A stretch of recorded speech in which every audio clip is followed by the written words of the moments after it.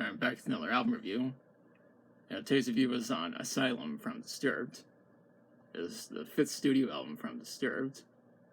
From what I read is that this album was meant to be a new direction for the band, while simultaneously maintaining consistency with their previous work. Read that most of the lyrics were inspired by true events in David Draymond's personal life. The album was recorded between February 8th, 2010 and April 20th, 2010 at Groovemaster Studios in Chicago. Though songwriting began in late 2009. The album was released on August 31st, 2010 under Reprise Records. The album was produced by Dan Donegan, while David Draymond and Mike Wengren served as co-producers. I read online that David said in an interview that the lyrics were going to be darker than the ones on Disturbed's previous album, Indestructible. He also stated that this album would have more mature themes this time around that are inspired by true events in his life. To promote this album, Disturbed went on a world tour known as the Asylum Tour, which lasted between August 13th, 2010 and August 27th, 2011. Disturbed also teamed up with Hot Topic that whenever someone bought this album from Hot Topic, they received a wristband that's similar to one from a psych ward. This wristband would have the album's release date on it. I also had a website for this album called DisturbedAsylum.com. And I'll talk about the songs. This album starts with Remnants, which is the band's first song that's fully instrumental. It essentially sets the tone for what we're in for. It also serves as a prelude to the song Asylum, which we're about to go over.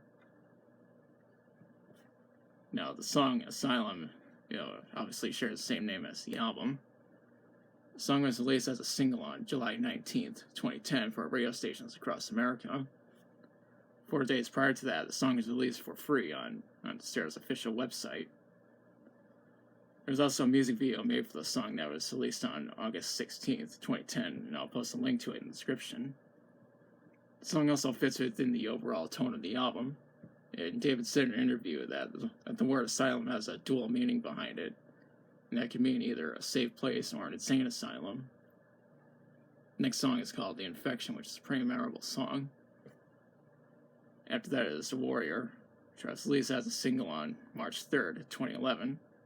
I read that there was going to be a music video made for the song that was to be directed by Chris Mars-Piliero, but David said on his Twitter account that filming was canceled.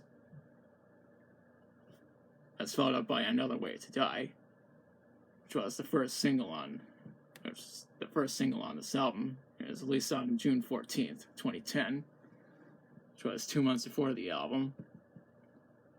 David said in an interview that the song is about global warming and its effects on the environment.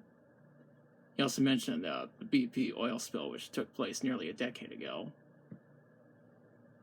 There was also a music video that was directed by Robert Schober, and I'll post a link in the description. The video focuses on topics that are related to the song, such as poverty and pollution. After that is Never Again, which I read is about the Holocaust. The next song is The Animal, which was released as a single on October 4th, 2010. Where the song is about someone transforming into a werewolf during a full moon. The song received a music video that was directed by Charlie Terrell. All 4 members of Disturbed appeared in the video, along with David's then fiancée, Lena Yada, and also 4 wolves who appear in the video. And I'm going to post a link to the video in the description. Personally, I think this is among the best songs on this album. I'll even go as far as to call it one of Disturbed's best songs in general. After that is Crucify, which I read is about a relationship that David had that eventually fell apart.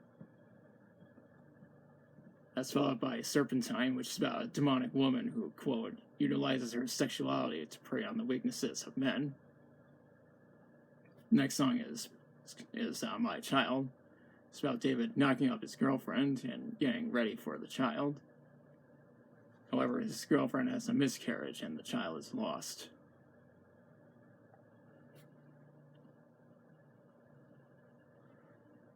And after that is Sacrifice, about someone having multiple personalities. The song also takes inspiration from the novel The Strange Case of Dr. Jekyll and Mr. Hyde. In a sentences after that, the song is about criminals being defended by corrupt lawyers. The album ends with a hidden bonus track, which is actually a cover of the song. I still haven't found what I'm looking for by U2. Although I've never actually heard the original version, I do think this cover is pretty good. What I need to mention is that the deluxe edition of this album has bonus tracks. Leave It Alone, a cover of Living After Midnight by Judas Priest, and live versions of Stricken and Down with the Sickness. As you can see, those songs are not on this version of the album. However, the first two songs did end up on the compilation album, The Lost Children, which we'll get to next time. The iTunes version has these songs along with Dissected. All these songs are also on the Spotify version, along with an additional bonus track called Old Friend, which would also end up on The Lost Children. From what I read is that this album was met with positive reception from critics. Vinnie Paul even reviewed this album with just 4 words. He said, quote, "That thing kicks ass." And I certainly agree with him. This album ended up debuting at number 1 on the Billboard 200, making this Disturbed's 4th consecutive number 1 album.